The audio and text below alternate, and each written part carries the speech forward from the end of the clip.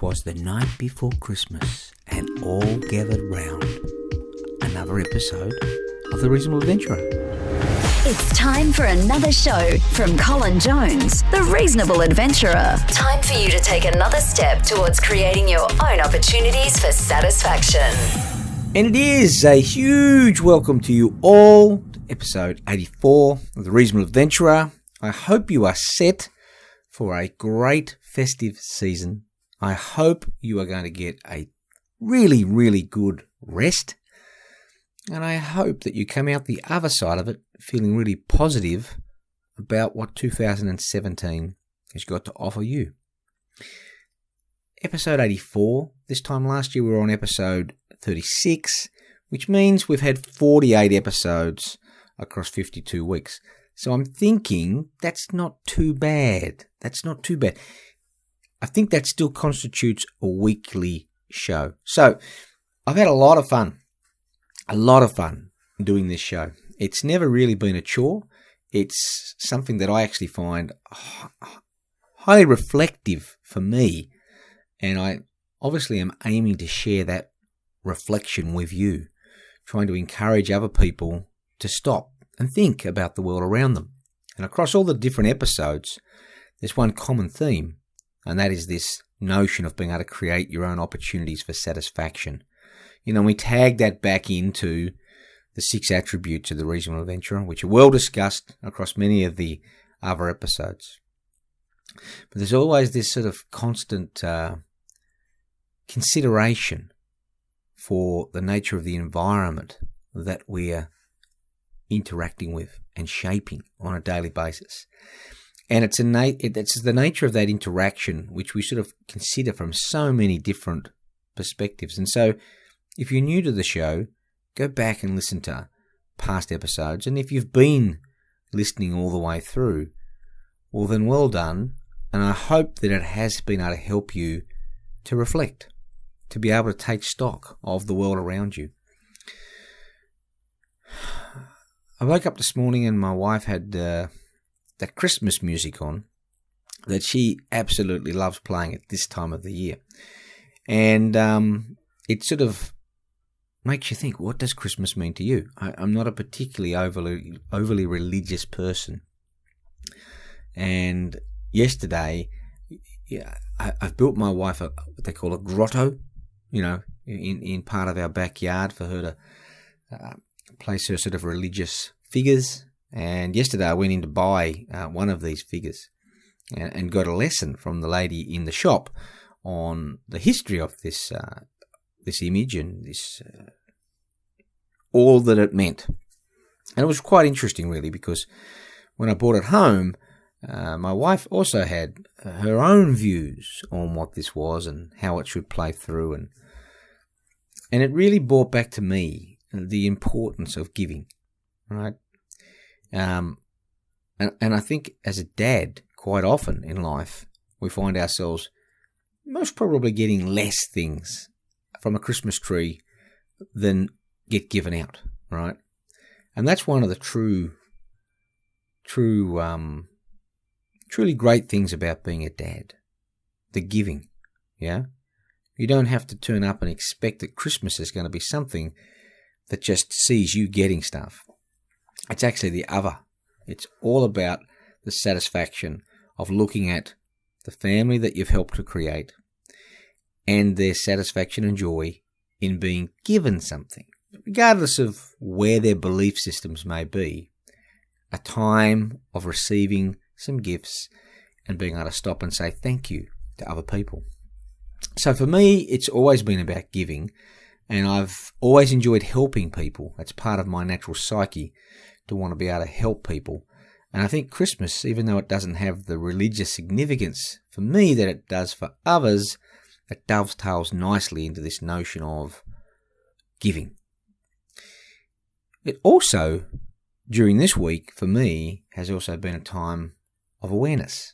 As I said, listening to the lady in the shop yesterday helped me to become very aware of how deeply other people see this time of the year in terms of its importance, its religious importance to them. I had the great fortune this week to again go to the QUT Research Boot Camp over at Tangalooma Island. Just an incredible location for people to sort of remove themselves from their day-to-day life, focus on research, but also enjoy those social interactions, which are so important in being able to further discuss the sort of the dryness of the research in a sort of a very sort of social way. And that process is great, even though it helps one to become aware of their shortcomings. And I appreciate my shortcomings. I almost wear it as a badge of honour, I suppose, because it's the thing that keeps me honest, knowing that I'm sort of, a distance away from a sort of desirable position in relation to different aspects of being an academic. I just have to sort of accept that there's a gap. But it's a gap that motivates me. It's a gap that wants me to sort of move forward. The biggest gap I think I face at the moment is my inability to write in a organised and formalised way that's acceptable, that fits the norms of academia. So I find my thinking being quite acceptable. He has interesting ideas. He has a confidence in expressing his ideas. But it's the next step, that crucial step of being able to translate those ideas into the written format. That's a challenge. I see that as something that I want to conquer, right? I can conquer it in many different ways. I mean, I've written books. So the book looks good. You say, I've written a book.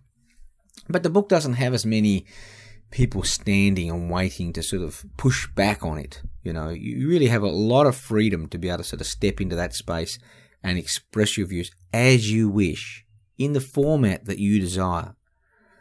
Whereas a journal article actually requires that you meet, many particular requirements. And so that's a big challenge for me, and it's a challenge that motivates me. It's this time of the year when you go along to something like a boot camp or a conference that you get this overwhelming sense that there still is this gap. But it's a gap that motivates me, and so I'm very accepting of it.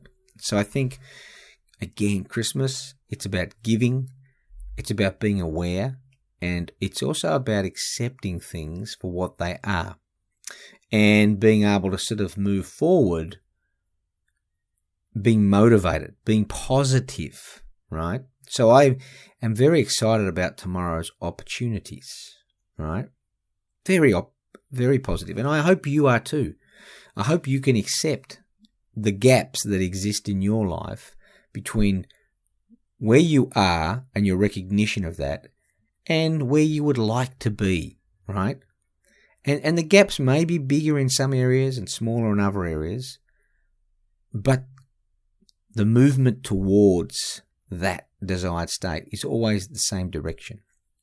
And it's about being honest with yourself. It's about reflecting.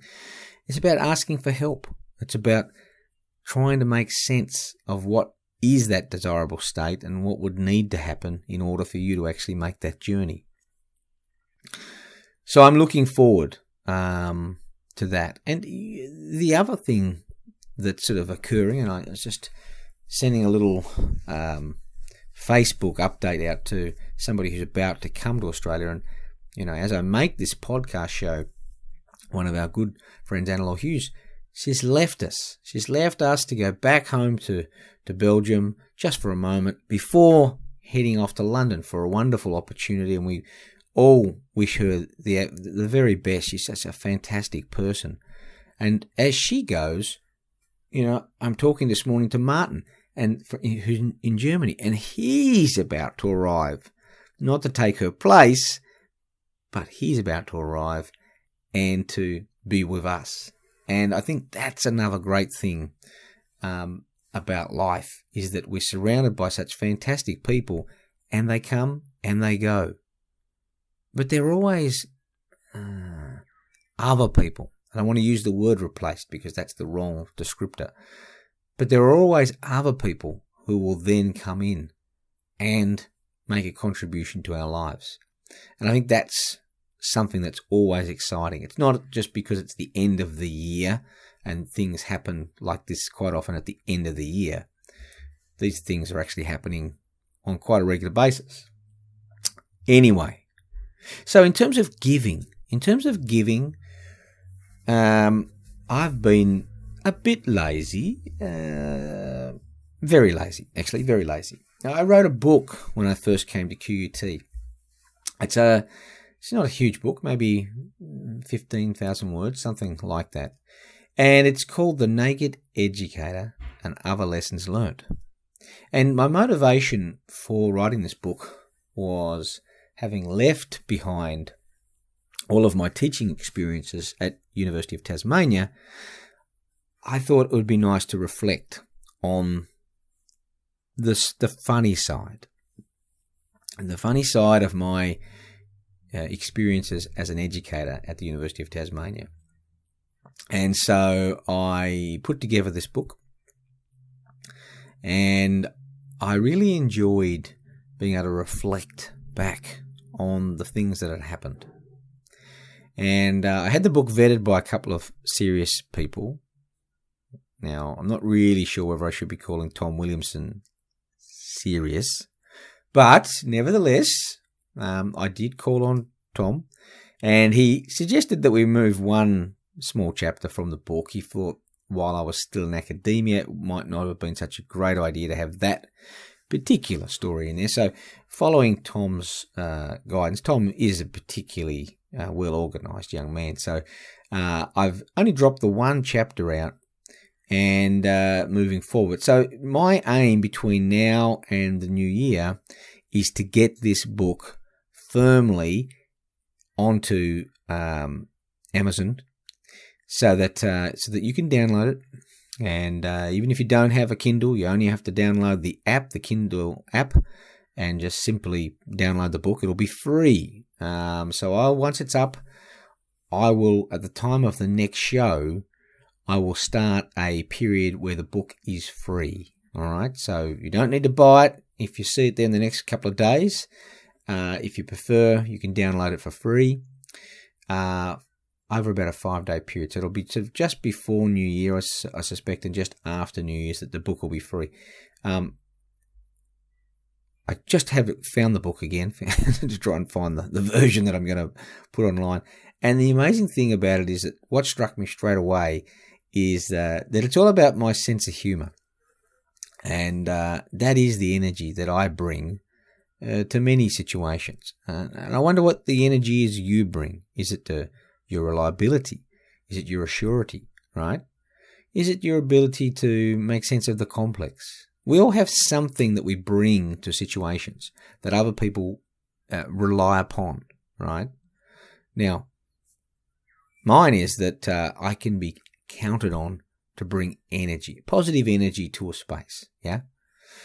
And it might not be the most desirable thing that people want, because maybe sometimes, things are very serious. You need very serious attitudes to solve things.